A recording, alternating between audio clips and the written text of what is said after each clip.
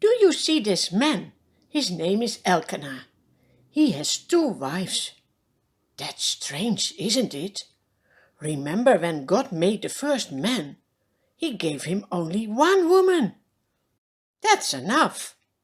But when you think you know it better and you take 2, well, what will happen then? Here you see Peninnah. She has children. The other wife is Hannah. The Lord didn't give her any child. And Peninnah would just say things like, "Hey, you! Are you a real woman? You even don't have any child? Ah!" It made Hannah cry time after time. Do you see? Having 2 wives gives jealousy and problems. Year after year, Elkanah takes his wives on a journey to the place where the house of the Lord is. There is a priest. His name is Eli. His sons are also priests. On the day that Elkanah would make his sacrifice, he gives portions of the meat to his wife Peninnah and to all her sons and daughters.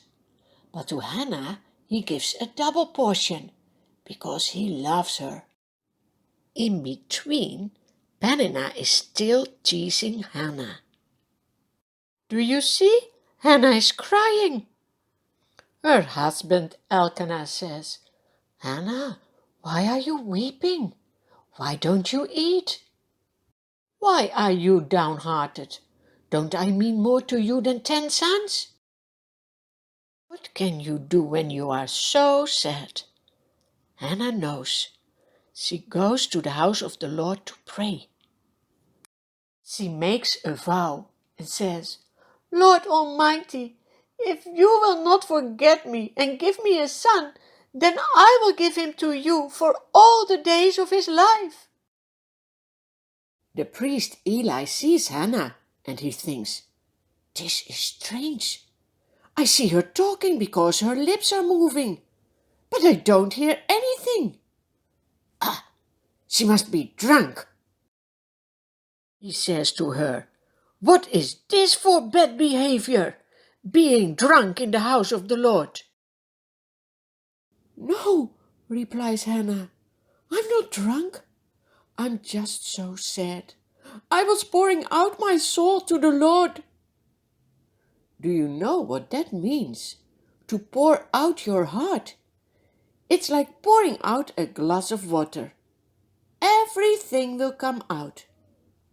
That's what the Lord wants us to do to Him, that we share with Him whatever troubles us. Then Eli answers, "Go in peace. God will give you what you have asked of Him." No tears for Hannah anymore. The next morning they go back home. And not long after this day, Hannah realizes that she is pregnant, and she gets a son. She names him Samuel. That means, "I asked him from the Lord." The next time when Elkanah and his family go to the house of the Lord, Hannah stays home. She says, "After the boy is weaned, I will go again and give him to the Lord." Hannah doesn't forget her promise, do you see?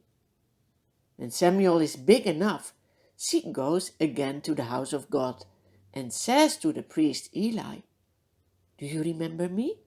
I was praying here for this child. I promised the Lord that my son will serve him in his house. So here he is." From then onwards, Samuel helps the priest Eli every day in the house of the Lord. Do you see that you are never too young to serve the Lord?